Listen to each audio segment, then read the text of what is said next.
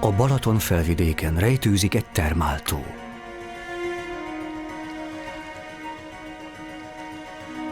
Vizén hajnalban táncot jár a köd. Partját titokzatos mocsárerdő szegélyezi. A felszín alatt pedig egy országszerte példanélküli trópusi ökoszisztéma bontakozik ki. Egy élettel teli víz alatti dzsungel, mely veszélyeztetheti vadvizeink jövőjét.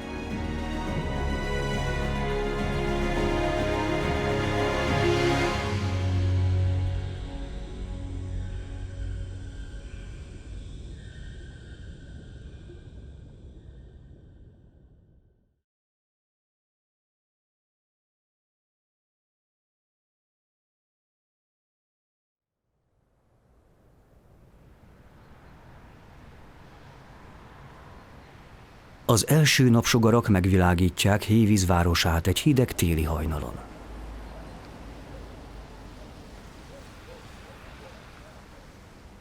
A 4500 fős település mindössze 10 kilométerre fekszik Közép-Európa legnagyobb tavától, a Balatontól.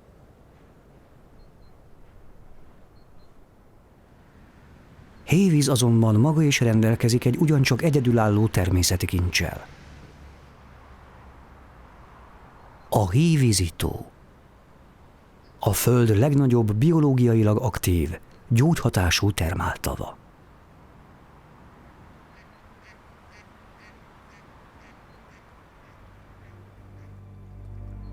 Fagyos hajnalokon, amikor minden feltétel adott, a víztükör felett látványos ködfelhő gyülekezik.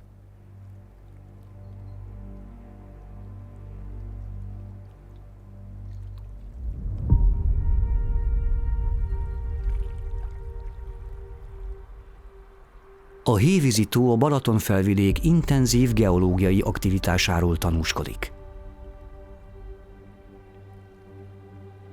A tófürdő épülete szinte eltűnik a ködben.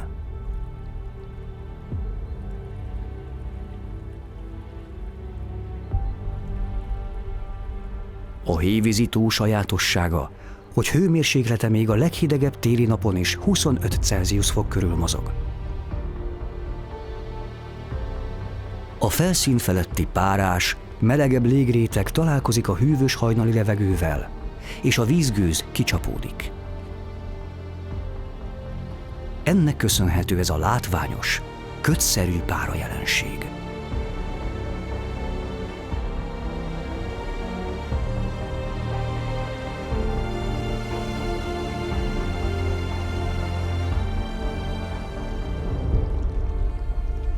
A mai nap első fürdőzői kellemes, langyos vízben mártózhatnak meg.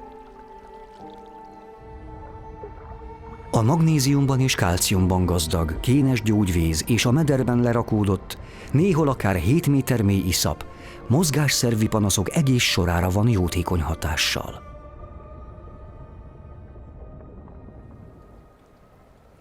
Felismerve a tóban rejlő lehetőséget, gróf Festetics György a 18. század végén megalapította a tófürdőt, melyet aztán Reischl Wenzel haszonbérletbe vett. Ekkor kezdődött a hévízi gyógyturizmus felvirágzása. A fürdőépület sok felújításon és átépítésen esett keresztül, de egy valami azóta sem változott. Turisztikai népszerűsége évszázados viszonylatban is töretlen maradt.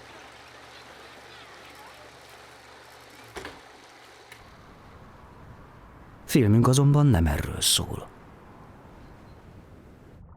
Sokkal inkább arról, ami megváltozott.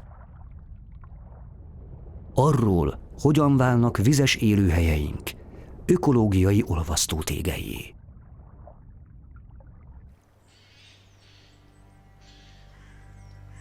A tavat egy körülbelül 50 hektáron elterülő, sűrű erdő szegélyezi.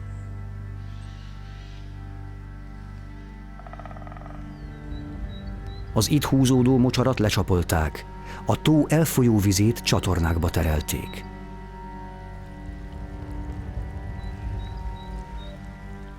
Hűvös reggeleken a pára szétterül az erdőben, egészen földön túli atmoszférát kölcsönözve a helynek.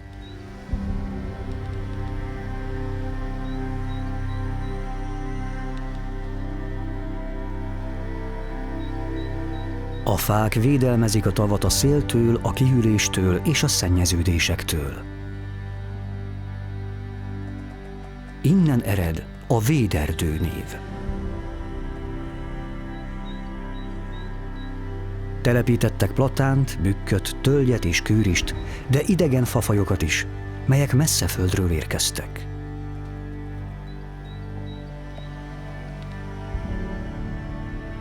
Az amerikai mocsárciprus Floridából és a környező államokból származik.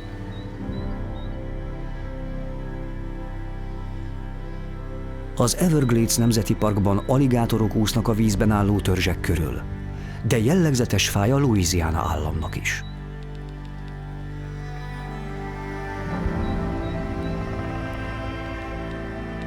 Hévízen a nedves talaj jó életfeltételeket kínál a cipruserdőnek.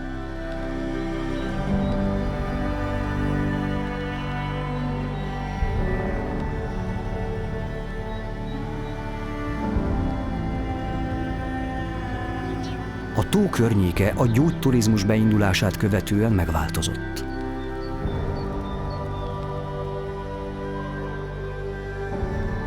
Partját szabályozták és parkosították, szállodák, szanatóriumok, vendéglők sora várja a látogatókat. De honnan érkezik ez a turizmust formáló gyógyvíz?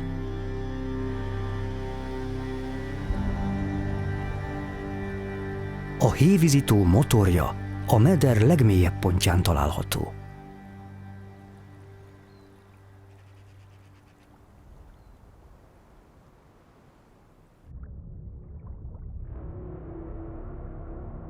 A tó közepén hirtelen, függőleges falként kezd mélyülni a meder. –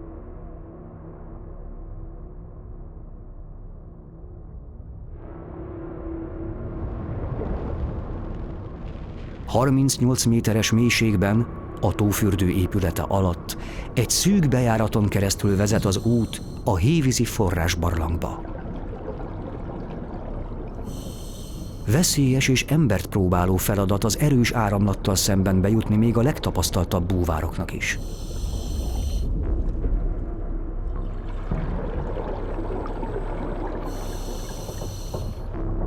Odabent egy gömb alakú barlangterem tárul elénk. A forrásbarlang másodpercenként körülbelül 410 liter, 38 fokos vizet présel ki magából. Sok teória született a hévízi tó keletkezésével kapcsolatban. A tó a karsztosodásnak köszönheti létét, és medre tektonikus mozgások útján süllyedt meg. Mai formáját 20 000 évvel ezelőtt nyerte el, a Balaton kialakulásával egy időben. Több ponton hideg és melegvízű források törnek fel a barlang oldalából. A hőforrásokból érkező vizet a térség geotermikus energiái melegítik. Az előtörő melegvíz a becslések szerint 12 000 éves.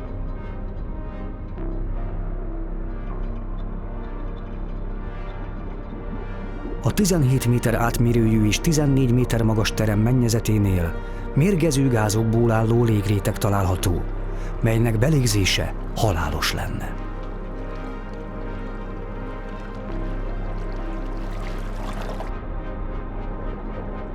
A hévízi forrásbarlangba csak képzett búvárok merülhetnek kizárólag kutatási és karbantartási munkálatok elvégzésére. A munkavégzés során a búvárok vízmintákat vesznek, hőmérsékletet és iszapmélységet mérnek. A termet mindössze 1975-ben fedezte fel Plózer István kutatóbúvár. 2 évvel később a 29 éves búvárnak és társának a forrásbarlang az életét követelte.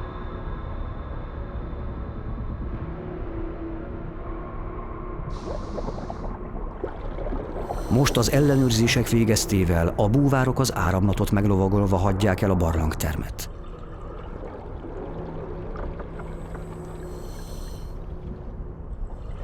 Rajtuk kívül senki nem láthatja saját szemével a hévízi tó rejtett világát.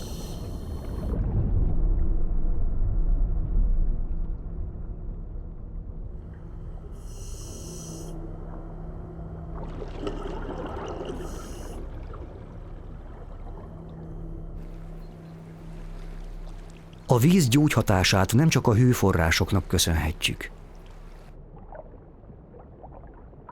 Szinte minden víz alatti felületet élő bevonat fed. Baktériumok, egysejtőek és algák kolóniái. Igazi miniverzumok. Városok, melyeket a parányok építettek. A kékmuszatok vagy cianobaktériumok a Föld legősibb élő szervezetei közé tartoznak, és az első oxigéntermelők is. A tó baktériumflórája segít a kénanyag cserében, de a gyógyiszap kialakulásához is nélkülözhetetlen. Lényegében ők adják a vízhez a gyógyító összetevők jó részét. Fonalas telepeik között zöld gömböcök, egysejtű zöld algák rejtőznek.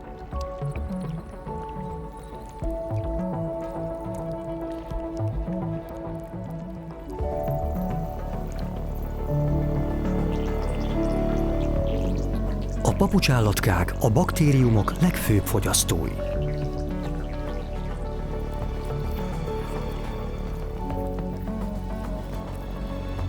Sürgőforgó mozgásukat a plazmamembrán külső oldalán lévő parányi csillók segítik.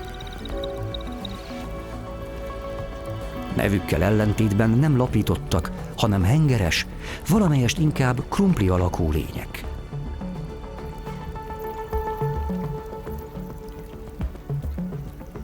A mikroorganizmusok közül több faj az egész világon csak itt fordul elő.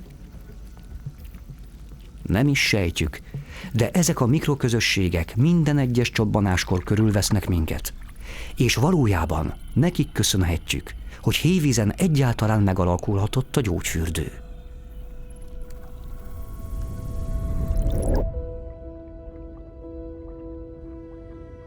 A forrásból kiáramló víz a felszínre érve sem hűl ki túlzottan, a trópusi klímában pedig víz alatti lapulevelek tenyésznek.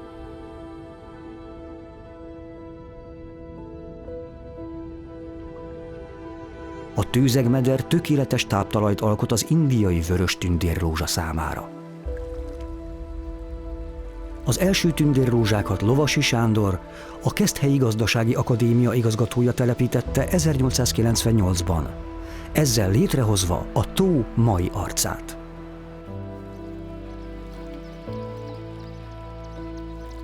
Szivacsos, lapos leveleik egészen a víz felszínig növekednek, ahol szétterülnek.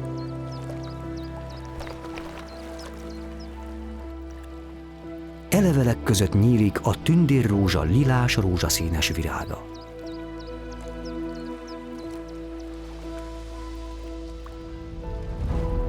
Sziromlevelei hosszúak, ami csak erre a variációra jellemző.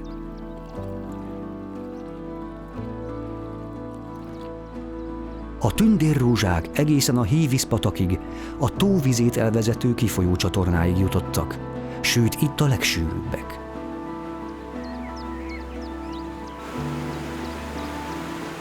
Terjedésüket egyelőre csak a csatorna alsó szakaszára kihűlő víz korlátozza. A szegélyes vidrapók az ilyen levélszigeteken lesz zsákmányára. A felületi feszültség miatt képes a víz felszínen lerohanni vízirovar prédáját, de a víziskorpió még neki is nagy falat.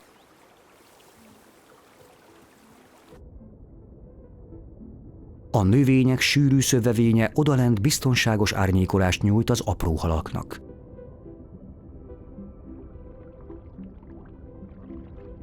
Ezek azonban nem őshonos halak. szúnyogírtó fogaspontyok. Magyarországon nem egészen 100 éve vannak jelen. Eredetileg Mexikóból származnak. A guppik és mollik rokonai, és hozzájuk hasonlóan elevenszülők. A szúnyogírtók nevükhöz hűen a szúnyogok gyérítésében vettek volna részt, azonban rohamos terjedésük más fajokat is veszélybe sodort. Invazív fajjá váltak, és világszerte veszélyt jelentenek az őshonos faunára.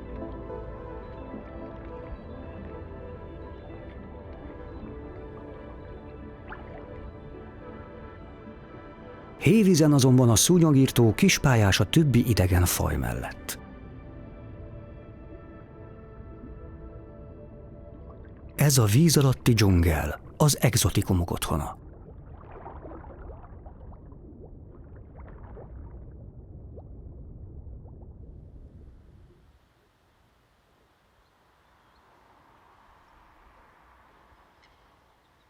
Hajnalban a párafelhő téli leplet húz a kifolyó csatorna felső szakaszára.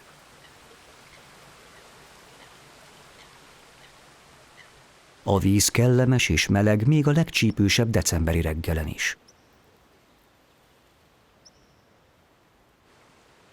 Sorsa azonban az, hogy kihűljön, ahogy lassan áramlik dél felé.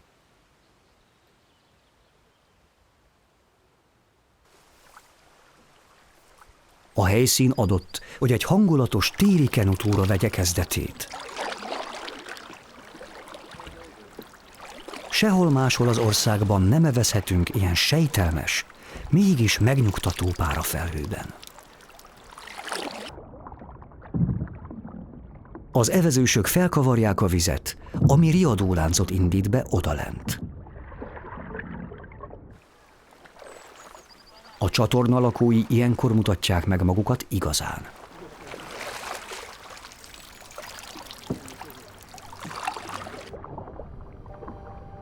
A hangokra sügércsapatok gyűlnek a növények közül.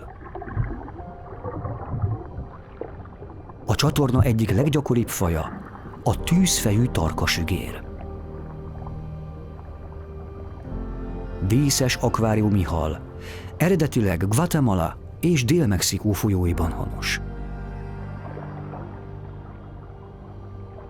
Mintha valami túlvilági jelre jöttek volna, hatalmas, több száz egyedet számláló harrajok bújnak elő.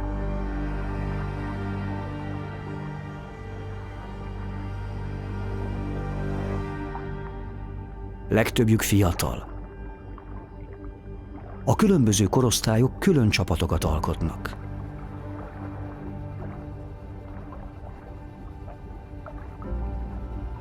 Ez valójában egy razzia, amit most a kenusok evezőlapátjai indítottak be.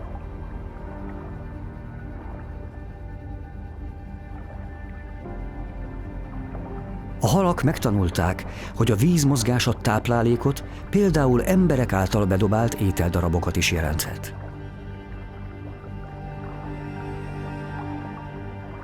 A razzia során átkutatják az aljzatot, és ha tetemet vagy más szerves anyagot találnak, azonnal rávetik magukat.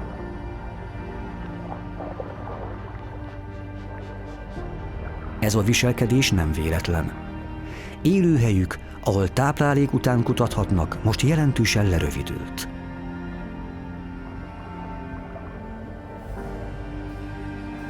Az összes tarkasügér alig pár száz méteren tömörül, a víz utána már túl hideg nekik.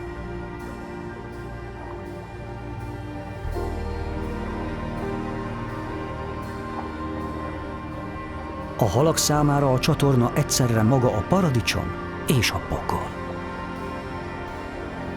Egyfajta vadnyugat, ahol mindenki a maga ura.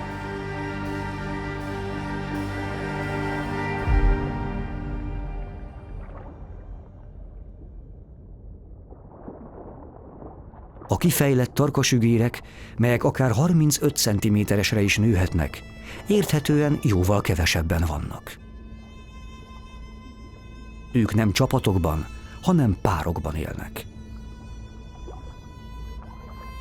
Ez a színpompás hím a környező néhány négyzetméter serifje.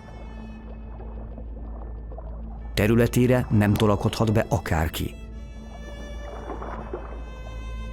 Ezek az óriások igazi veteránok. Legfeljebb 1 a 100-ból éli túl társait, és válik dominánssá.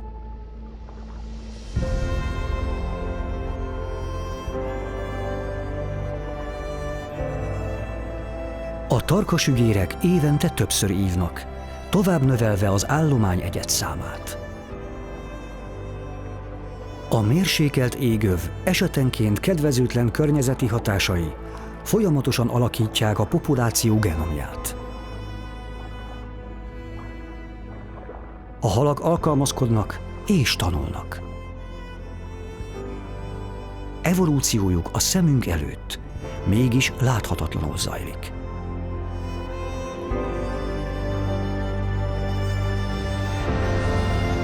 A razzia után a halrajok visszatérnek a tündérrózsák dzsungelébe.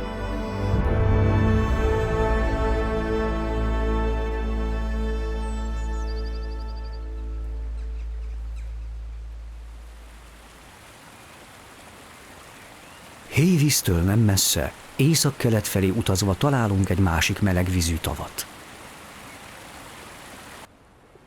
Tapolca főterének vitathatatlanul leglátványosabb eleme a 2 lépcsős víztározó, melyen egykor 2 vízimalom működött. Innen is kapta a nevét. Malomtó. A víz Magyarország 4. legnagyobb barlangrendszeréből érkezik, hőmérséklete 18 fokos. A hévízinél kissé hidegebb, kristálytiszta karstvízzel táplált tó hasonlóan színpompás víz alatti dzsungelt éltet. A tó legkisebb és legnépesebb lakója a fürgecselle. Leginkább a hűs, hegyvidéki patakokban él, ám itt valahogy mégis elemében van a meleg vízben. Egy másik őshonos fajjal, a domolykóval osztozik. De nem csak ők élnek idelent. A lerágott vízinövények arról árulkodnak, hogy ez egy víz alatti legelő.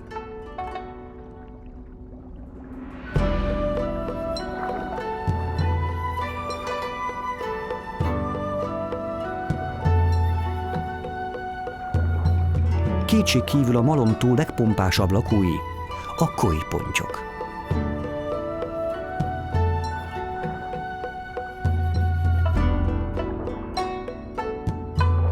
Mondhatni tipikus példája a háziasított halaknak. Első példányaikat a 18. század végén kezdték tenyészteni Japánban.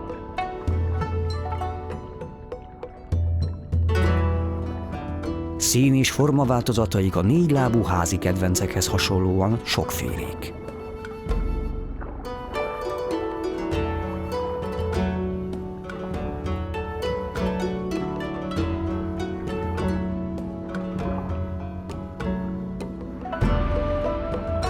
A koi körül más távol-keleti halrajok nyüzsögnek.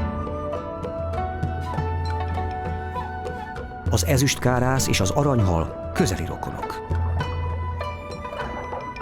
A 2 faj vad, szürkésbarna színváltozatát szinte lehetetlen megkülönböztetni. Az ezüstkárász kelet-ázsiai eredete nehezen behatárolható, de szaporasága miatt gyorsan elterjedt szerte Európában, míg az aranyhal egy különálló kárászfaj Dél-Kínából. A Malomtó sok szempontból hévízhez nagyon hasonló víziélőhely. Mint a legtöbb forrástó esetében, a túlfolyó vizet itt is egy patak, a Tapolca-patak szállítja el.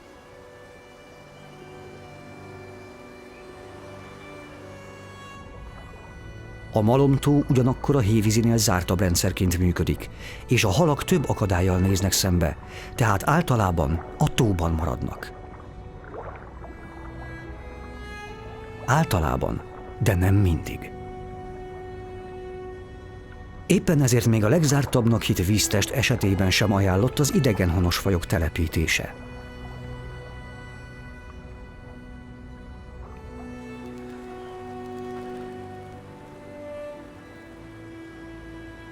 A természetre gyakorolt összes emberi hatás közül az invazív fajok terjedése a legkevésbé visszafordítható.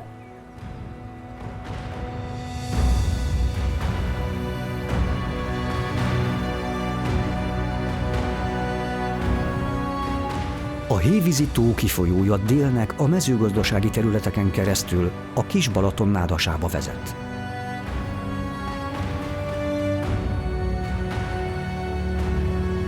Innen a Zala folyó szállítja tovább a vizet a Balatonba. Mára mindkét tóban kimutatható a hévízhez köthető trópusi növények, például a csavarhínár jelenléte. A Kis-Balaton térsége fokozottan védett természeti kincsünk. Ha a díszhalak hosszabb távon is alkalmazkodnak a klímaváltozás hatására melegedő vizeinkhez, akkor rövid időn belül átalakíthatják a vízi életközösségeket. Ez a Balaton esetében nem csak természetvédelmi és ökológiai, hanem óriási gazdasági károkat is okozhat.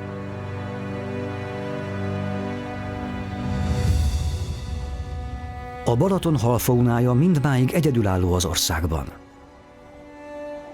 Benne egy ritkán szem elé kerülő fajjal, mely maga is ékes példája a környezeti adaptálódásnak. Tihany környékén egykor óriási harrajok festették sötétre a Balaton vizét. A halászok munkáját őrszemek segítették, akik magas sziklákról kémlelték a rajokat.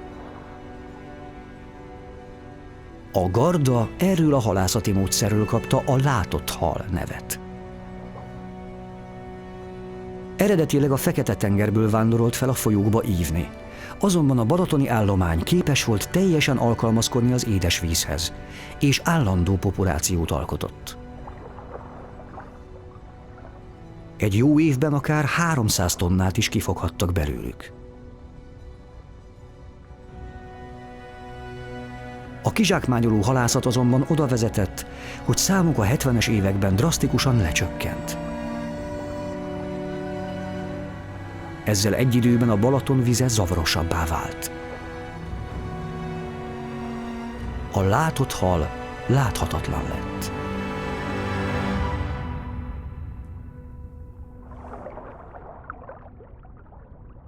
A kereskedelmi célú természetes vízi halászatot 2015-ben országszerte betiltották, ezért jelenleg nincs pontos adat a balatoni Garda-állományról. De a kutatóhalászatok eredményei alapján újra a tó egyik leggyakoribb hala. Akárcsak az invazív fajok, adaptálódott egy új közeghez, ám tette mindezt természetes úton, évezredek alatt beépülve a halfaunába.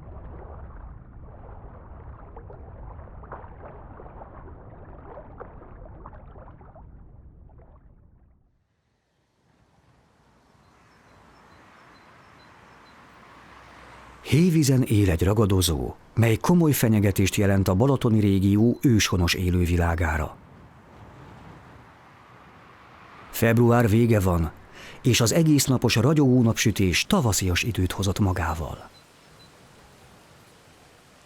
A tarka sügérek hamarosan lejjebb vándorolhatnak a csatornán. Nyomukban egy hallal, aminek az egész raj utat enged.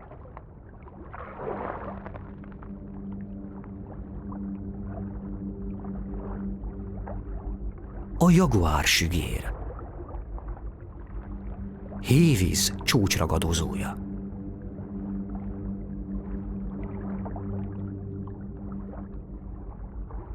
Falánksága a csukáival vetekszik. A hímek akár 65 centisre is nőhetnek. Eredeti élőhelyén, a zavaros kosztarikai mocsarakban jól alkalmazkodott az oxigénszegény vízhez.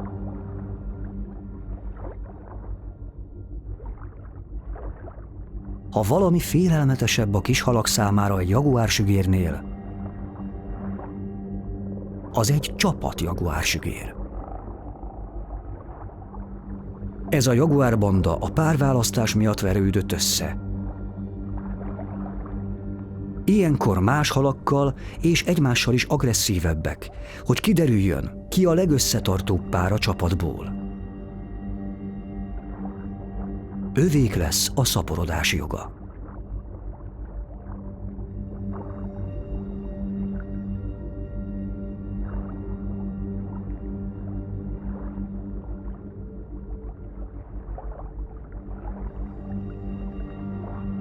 Miután kiválik a pár, a nőstény a tündérrózsák közé vezeti a hímet egy megfelelő ívóhelyre.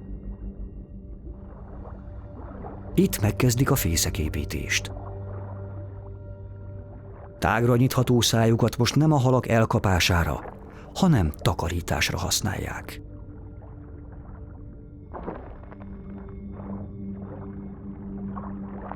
Óvatosan átrendezik, megtisztítják az aljzatot, ahová a nőstény akár 3000 ikrát is helyezhet. A pár halált megvető bátorsággal védelmezi a területet és az utódokat.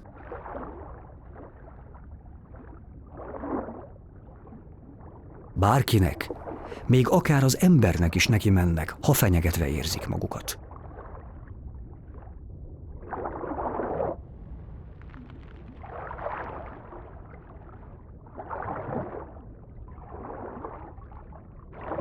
Ökológiai szempontból ez az agresszív viselkedés teszi a jaguársügért a csatorna egyik legveszélyesebb idegenhonos halává. A tarkasügérek között nem ritkák a sebhelyes és megcsonkított példányok, a szerencsés túlélői egy jaguár támadásnak.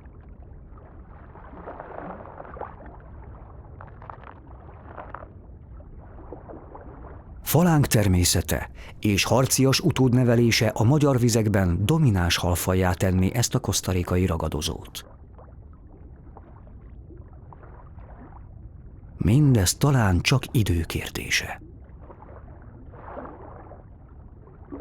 De honnan érkezett a jaguársügér?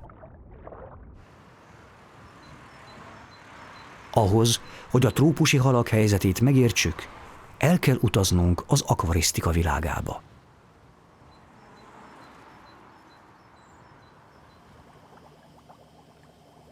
Az aranyhal. A klasszikus akváriumi hal és a legelső díszhal is egyben. Első feljegyzése a 14. századi Kínából, a Ming-dinasztia idejéből származik. Hongwu császár, a dinasztia alapítója, porcelán edényekben tartott aranyhalakat. A modern üvegakváriumok alapelveit a 19. században dolgozták ki, és azóta a haltartás, mint hobbi, gyorsan elterjedt.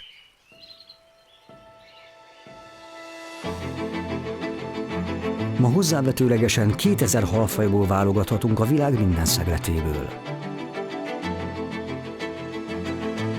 Különböző méretben, színben, formában és habitusban kaphatók. Legyen tengeri vagy édesvízi, ausztrál, afrikai, ázsiai vagy dél-amerikai. Vitorlás és diszkoszhalak. Folyton kergetőző közép-afrikai sügérek. Fátyolos úszójó sziámi harcos halak.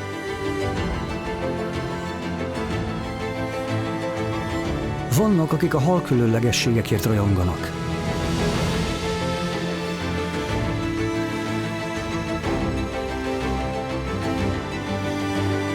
Mások veszélyes, vagy kifejezetten nagyra növő fajokat tartanak.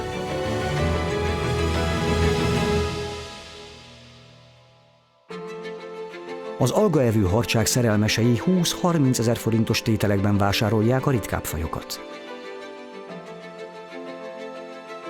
Az édesvízi tüskés rájákat tartók akár $500 000 is kínálnak egy prémium rájáért.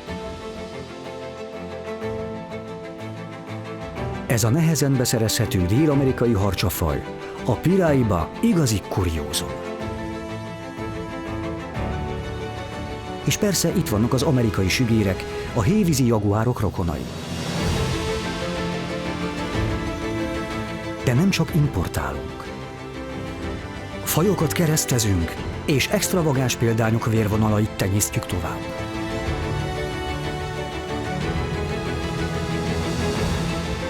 Halak mellett rákok, kétéltűek és hüllők is szerepelnek a kínálatban. Az akvarista piacnak semmi nem szabhatott gátat.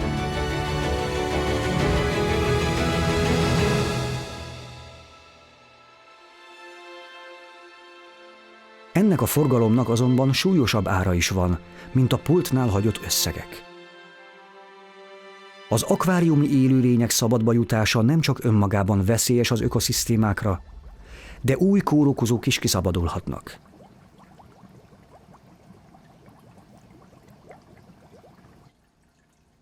Hazánkban emiatt törvény tiltja a legtöbb gőte és szalamandra kereskedelmét. Egyes fajok ugyanis egy gyilkos gombabetegség tünetmentes hordozói, ami végzetes többek között a foltos szalamandrára nézve.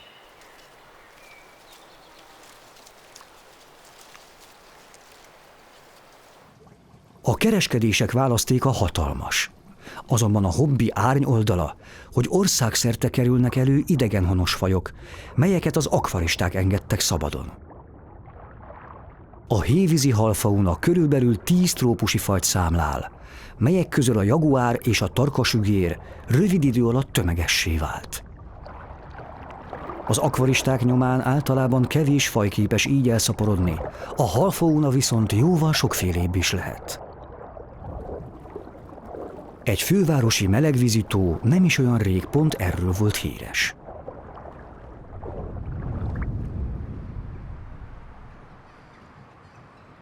Budapest turisztikai központja a Városliget. A Hősök tere, a Vajdahunyad és az állatkert mellett múzeumok, műjégpálya és a főváros legnagyobb zöld területe várja a látogatókat. A park sötétvízű betonteknője, a Városligeti tó, a Széchenyi gyógyfürdő elhasznált vizét gyűjti. A meleg gyógyvíz egy föld alatti csőben jut el a tóba, olykor 35-40 fokos vizet pompálva bele. Szűk 2 évtizede hévízhez hasonlóan a Városligeti tó is nyüzsgő víz alatti dzsungelt éltetett. A halfaunáról a pesti akvaristák gondoskodtak. A tó hőskorában több mint 50 különböző fajt azonosítottak. Volt itt minden. Szinte forrt a víz a kavargó molliktól, guppiktól és szúnyogirtóktól. Ma főleg ők maradtak. A bölcsőszájú halak a melegvizes befolyó átellenes oldalán a lannyosabb vízben alkottak kommunát. A tó egy ingyenes akvarista játszótér volt. Bárki vihetett és hozhatott halakat. Most csak néhány bíborsügér, egy tarkasügér és 2 szokatlan mintázatú zebrasávos sügér mutatja meg magát.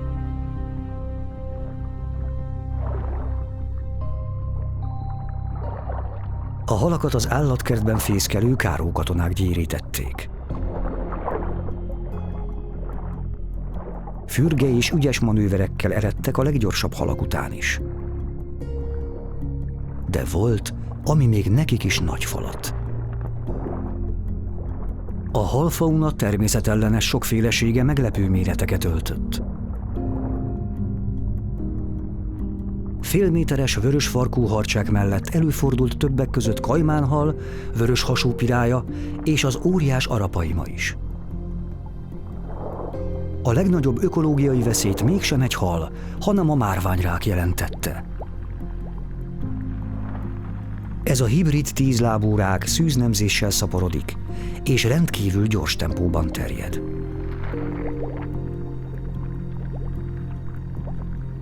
A legtöbb egzotikum mára eltűnt. Kihalázták, vagy a sorozatos vízleengedések áldozata lett.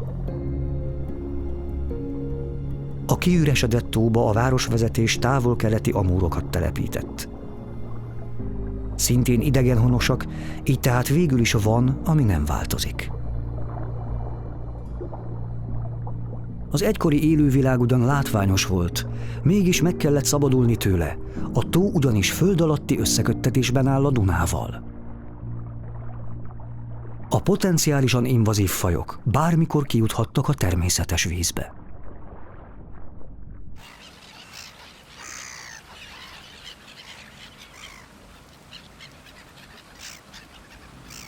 A Városligeti tó egykori élővilágát tehát kétségkívül az akvaristák hordták össze.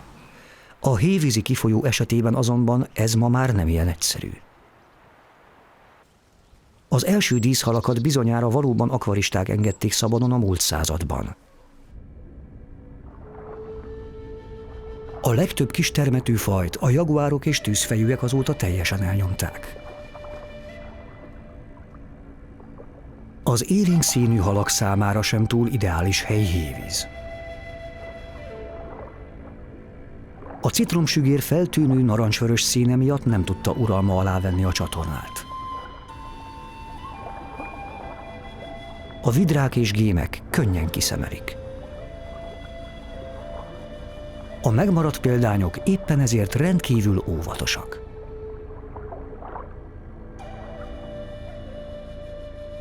De él a csatornában egy igazi kis harcos is. A bíborsügér apró és színes. A legrosszabb kombináció idelent. Nászidőszakban vöröses alapszínük még élénkebbé, egészen vérvörössé válik. Ez a színpompás hím párjához igyekszik. Útja során minden riválist elkerget.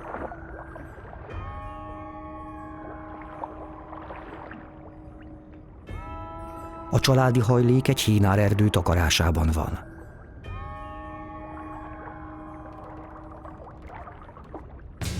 Már ivadékaik vannak, melyeket bármi áron megvédenek.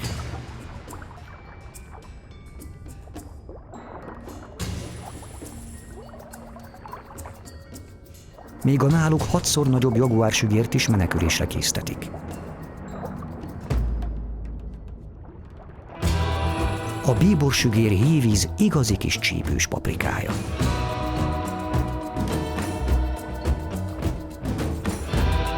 A Városligeti tóval ellentétben a trópusi halak listája ezzel többnyire véget ér. De nem csak ők élnek idelent.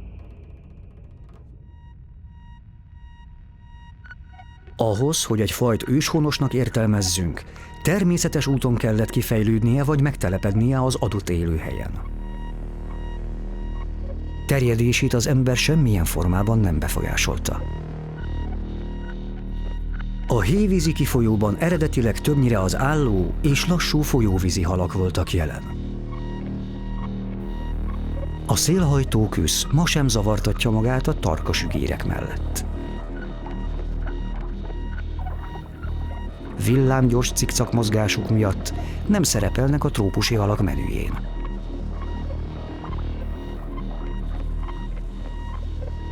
Tipikus rajhalak, azok közül is a leggyakoribbak.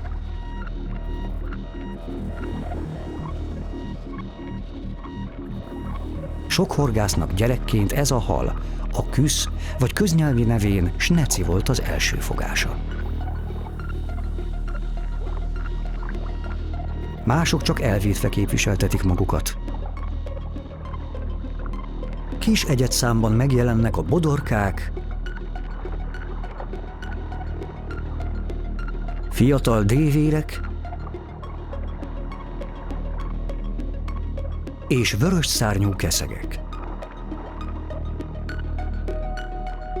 A hazai ragadozókat egy-egy kósza csuka képviseli.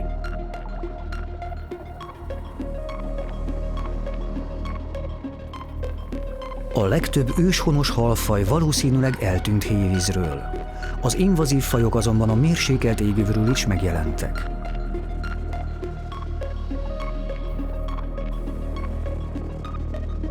Az Az észak-amerikai naphal Ukrajnától Portugáliáig egész Európában terjed.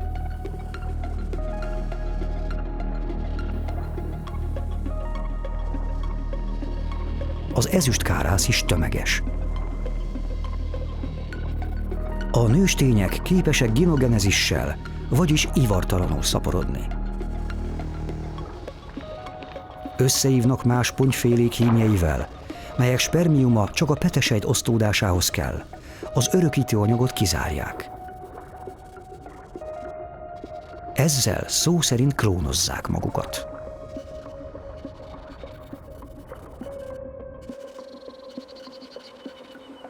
Az idegen fajok ellepték hévizet, ahogy ellepték az egész országot. A kiskunság lápos, növényekkel sűrűn benőtt vizeiben él, a fokozottan védett lápipóc. A magyar halfauna igazi ritkasága. De veszélyben van. A külalakra hasonló, ám nagyobb és sokkal agresszívebb amurgép szorítja ki. Ahol megjelenik, a póc állománya megtizedelődik.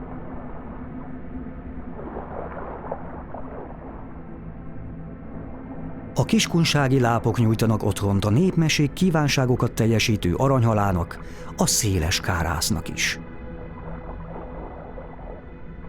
Ő a mi kárászunk, azonban ázsiai unokatestvére, az ezüstkárász már szinte mindenhol átvette a helyét. A Körös-vidéken járványként szaporodik a fekete törpeharcsa.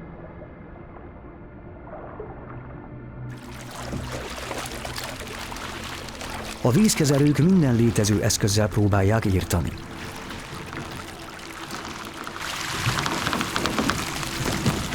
Eredetileg élelmezési céllal telepítették be ezt az Észak-Amerikában őshonos fajt. A törpeharcsa azonban kisebbre nő itthon, mint őshazájában, és viselkedése is eltér. Tömeges és mohó ikrafaló, hatalmas ökológiai és gazdasági károkat okozva. A csapdákkal kifogott mennyiség ezen az egyetlen gyérítésen 18 mázsa volt. Több mint 60 idegenhonos vagy invazív halfaj. Naphalak, ezüstkárászok, törpeharcsák, busák, amúrok, amurgébek. Ezeket a halakat mind az ember hurcolta be, és szándékos telepítéssel vagy véletlen baleset révén, de rászabadította vadvizeinkre. Inváziójuk évtizedek óta látványosan zajlik Magyarországon, de nem csak a halak okoznak problémát.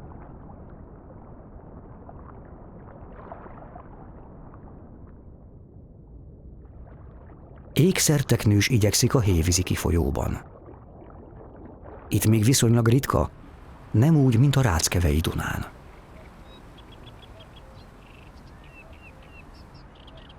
A zsiripekkel leválasztott Duna ágvizét mesterségesen szabályozzák, ezért lényegében víztározóként funkcionál.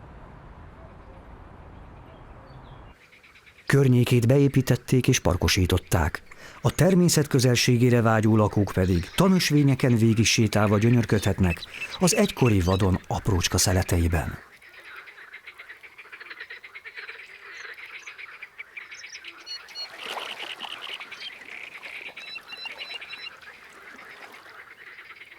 Ebben a kis öbölben minden vízbe borult rönknek van egy kapitánya. Ennek egy mocsári teknős, Magyarország egyetlen őshonos teknőse. A rönk azonban ingatag.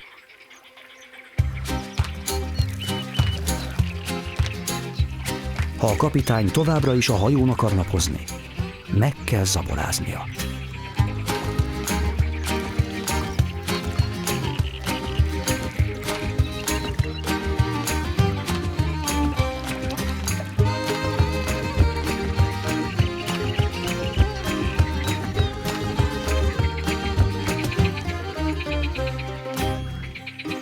de a ladik kelendő. Szemet vetettek rá a kalózok is, ékszerteknősök. Őshazájuk, nos hát majdnem a Karib-tenger, ugyanis az amerikai kontinens együttes keleti partján honosak. A hajó azonban egy teknőst is alig bír el, nemhogy 3. Egy másik mocsári teknős megjelenése zárja le a csákjázást. Hajót elhagyni!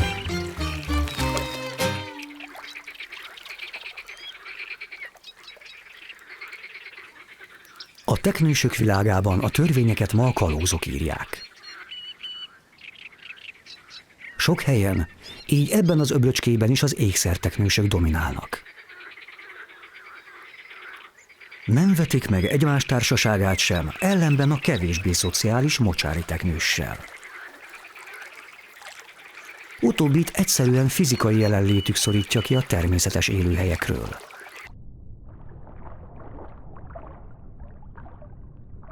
Ahol a kalózok megjelennek, a mocsári teknősök egyedszáma drasztikus csökkenést mutat. Az ékszerteknősök kereskedelme a 90-es és a 2000-es években virágzott. A felelőtlen állattartók megunt vagy túl nagyra nőtt kedvenceiket egyszerűen a legközelebbi víztestbe engedték, ahonnan szabadon vándorolhattak. Eredetileg a vörösfülű és a sárgafülű ékszerteknős volt kapható, ám agresszív terjeszkedésük miatt ma már tilos őket árusítani. Ez azonban nem oldotta meg a problémát. Megjelentek az új fajok, mint a Mississippi tarajos teknős. Mintázata mellett a páncélján lévő kinövésekről ismerhető fel. A törvény nem tért ki a többi ékszerteknős faj tilalmára, így a szemfüles kereskedők, megkerülve a természetvédelem törekvéseit, egyszerűen más, rokonfajokat kezdtek árusítani.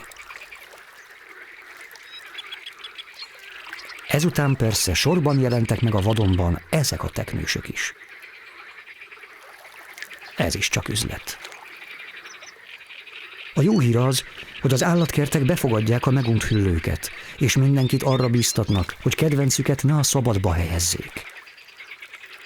A fővárosi állatkert például már több 100 megunt teknősnek ad otthont. Hát, így jár minden kalóz.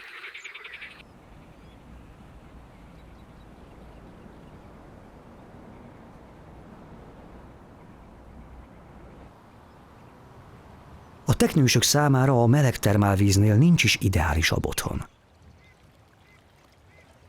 A hévízi tó hőmérséklete tavasszal a 30 Celsius fokot közelíti meg. Kedvező klíma ez a virágzó tündérrózsáknak is.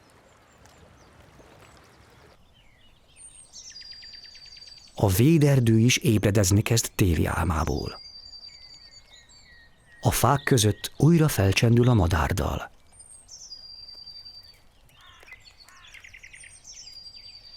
Ez a fülemüle most büszkén hirdeti a tavaszt, na meg persze saját rátermettségét.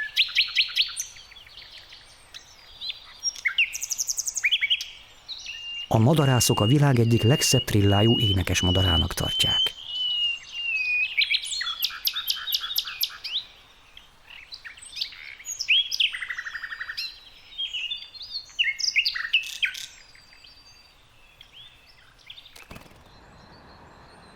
A téli fagyok és a koratavaszi csapadék megemelte a belvíz szintjét a mocsárerdőben. A történelmi mocsár, mely a tópartját szegélyezte, egy pillanatra újra megmutatja magát. Ha csak egy hangyányit is, de felsejlik az Everglades hangulata itt, a Dunántúlon.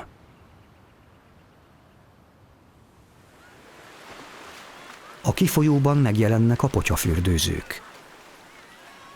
A tavaszi idő és a termálvíz pazarkörülményeket kínál a tündérrózsák és halrajok közötti strandoláshoz. Az emberek gyorsan rátaláltak a kifolyóra, ahol megspórolva a gyógyfürdőbe lépő díját, ingyen élvezik a tóvizét. Amolyan balkáni stílusban. A víz alatt nincs akkora nyüzsgés. A csatornavize már lejjebb sem hűl ki annyira, ezért a halak szétszóródtak.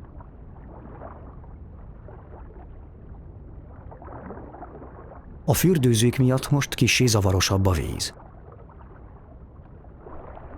A legtöbb sügérpár az ivadékait őrizgeti a növények rejtekében.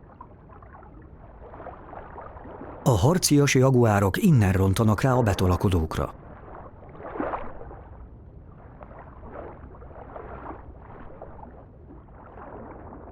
Ilyenkor szinte minden hal a kicsikre pályázik.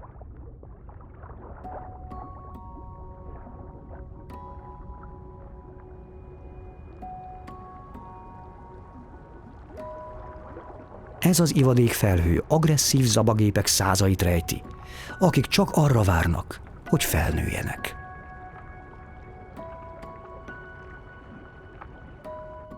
Ez a hazai halak viszonylatában páratlanul odaadó utódnevelés a bölcsőszájú halak titka.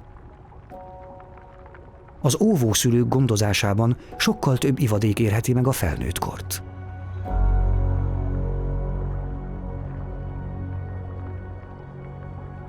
Amennyiben a trópusi sügérek képesek lennének alkalmazkodni a magyar vizekhez, úgy kevés vetélytársuk akadna. Talán csak időkérdése, és a természetes szelekció nyomán megjelenik egy jaguár vagy tarkasügér törzs, mely alkalmazkodott a mérsékelt övi körülményekhez. Erre pedig a magyar halfauna nincs felkészülve. A klímaváltozás a díszhalaknak kedvez.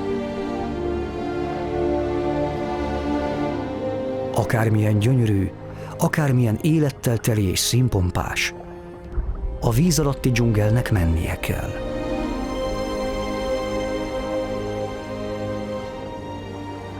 A probléma megoldása a szakemberekre hárul.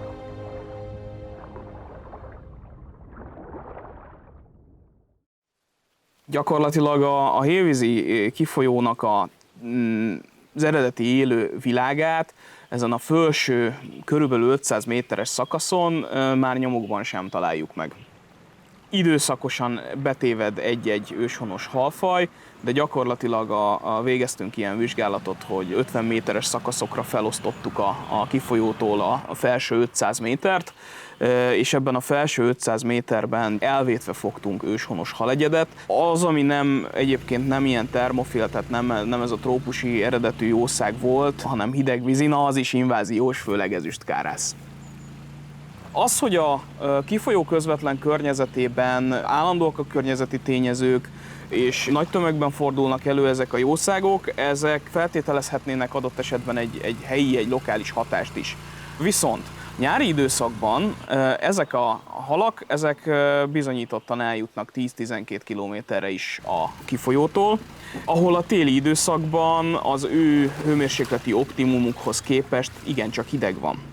Na most ez persze elindíthat egy felfelé vándorlást is, de lesznek olyan jószágok, amelyek nem vándorolnak vissza az eredeti élőhelyre. Ezek közül lesznek olyanok, amelyek elpusztulnak, illetve lesznek olyanok, amelyek képesek lesznek alkalmazkodni, adaptálódni hosszú távon ezekhez a környezeti tényezőkhöz.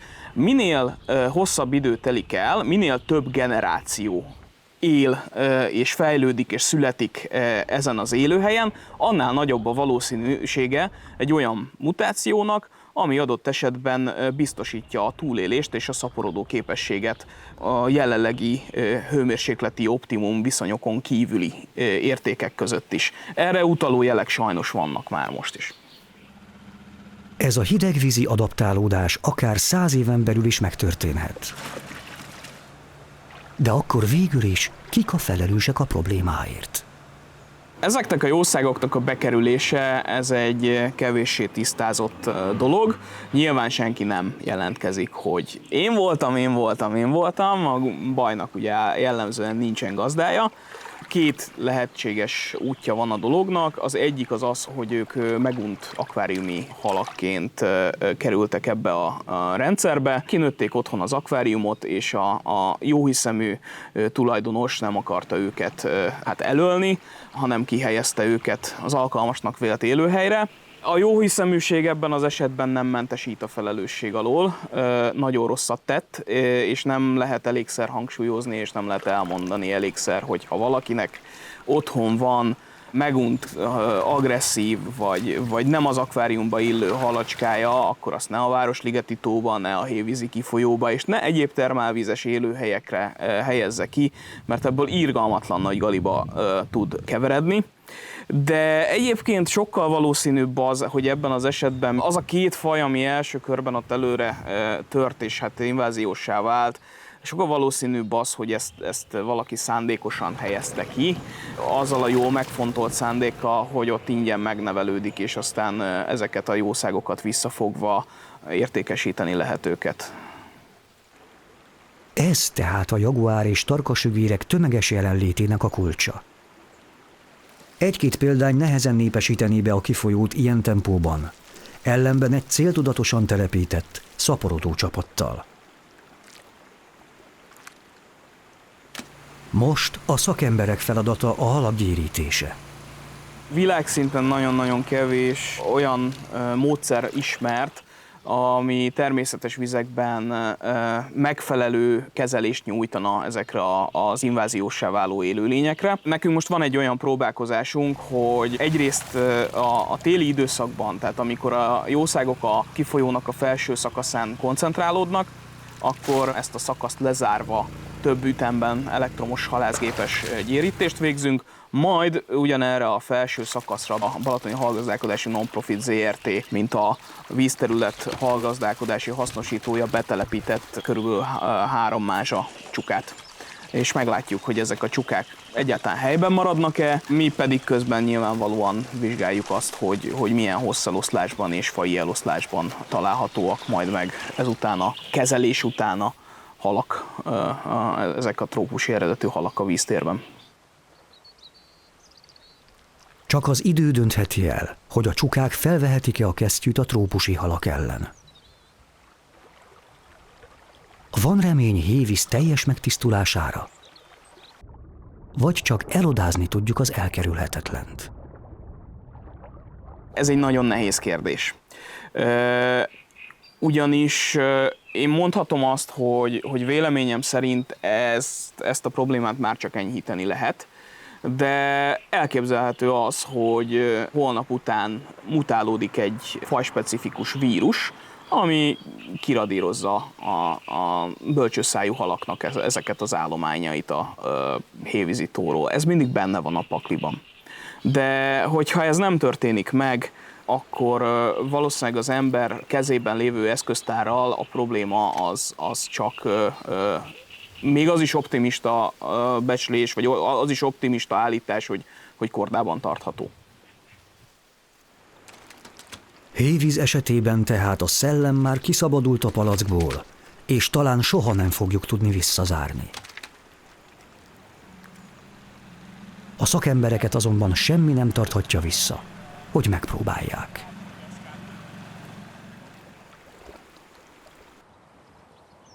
Az invazív fajok elleni harcban nem vagyunk teljesen egyedül.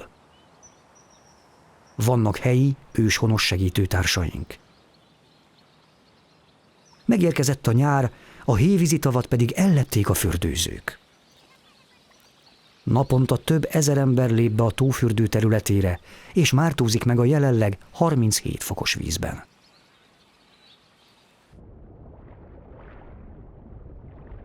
Odalent kockás sikló várja zsákmányát.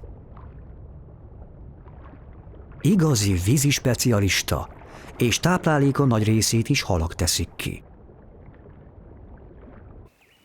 Talán pont emiatt sokkal inkább illene rá a vízisikló név, mint a valódi vízisiklóra. Változó testhőmérsékletű lévén a meleg termáltavi környezet több mint ideális otthona számára. A sikló lesből támad, A kifolyó mentén azonban él egy madár, mely villámgyorsan üldözi a legfürgébb halakat is.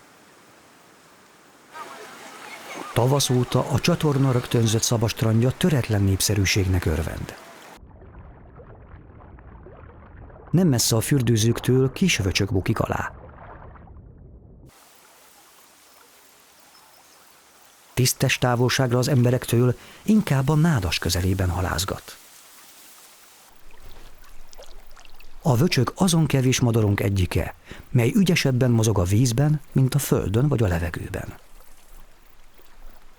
Tollazata szinte teljesen vízhatlan a rajta lévő fagyú réteg miatt, ami merüléskor egyfajta víztaszító búvárruhát alkot a tollak körül. Ez a rigónagyságú vízimadár apró tenger alatt járó módjára kutatja át az aljzatot. Kis halakat és rákokat keres.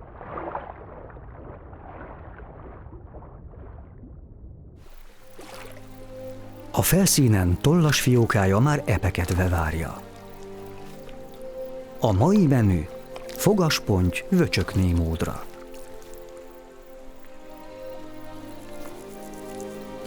A tojó újabb halért bukik le. A fiókát mindkét szülő gondozza, ám a hím figyelme sajnos a kelleténél többször kalandozik el. A kicsi hamarosan maga is mesterbúvár lesz, bár az áramvonalas testalkaton még dolgozni kell. A kis vöcsök védett madár, és a hévízihez hasonló élőhelyeken hasznos társunk a bajban. Sikerrel gyéríti a fogaspontyokat, sügérivadékokat, razbórákat és más invazív apró halakat. Teszi mindezt egész évben, hiszen hévízen egyedülálló módon áttelel.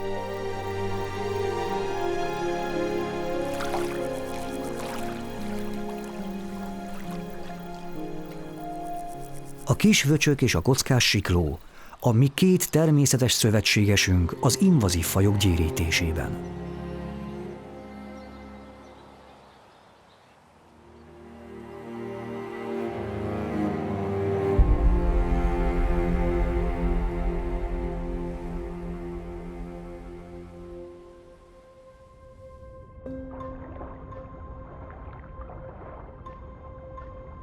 Hévíz napjainkra a trópusi halak paradicsomává vált.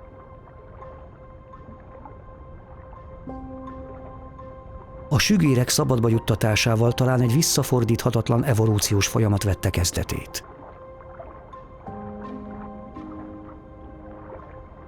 Filmünk forgatása során több mint 20 órányi víz alatti felvétel készült a kifolyó csatornában.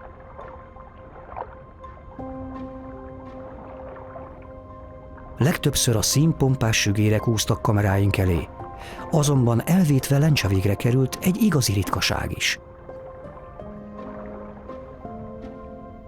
A 20 órából mindösszesen 10 percet mutatott magából ez a félénkhal.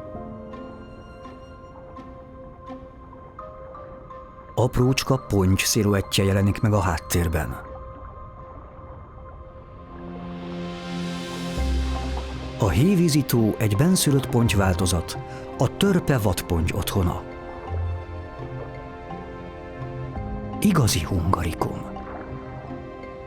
A világon egyedülálló módon képes volt alkalmazkodni a meleg, tápanyagban és oxigénben szegény környezethez. Ennek hátulütője, hogy mindössze tenyérnyi méretűre nő.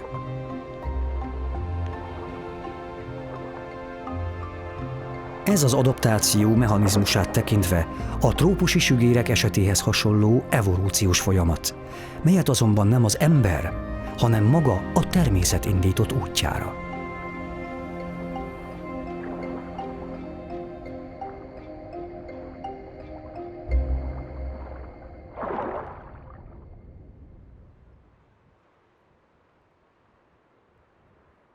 Hévíznek akad egy utolsó titka.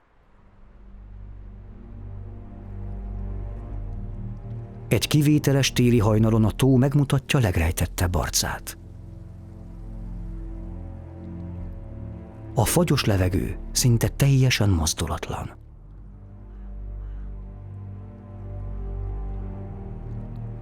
A kicsapódó pára hatalmas felhőként igyekszik a magasba. Lentről szemlélve csak egy nyírkos téli reggel. Fentről azonban egész Európa egyik leglátványosabb ködjátéka.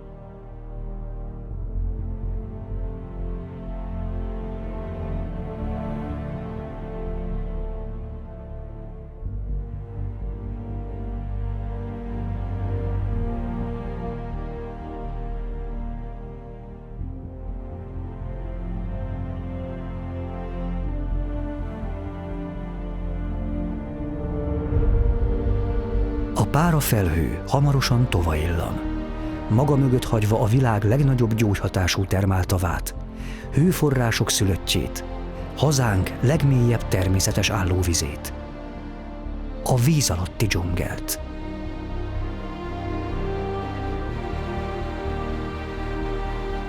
Nevezzük akárhogyan, nekünk ez hévíz.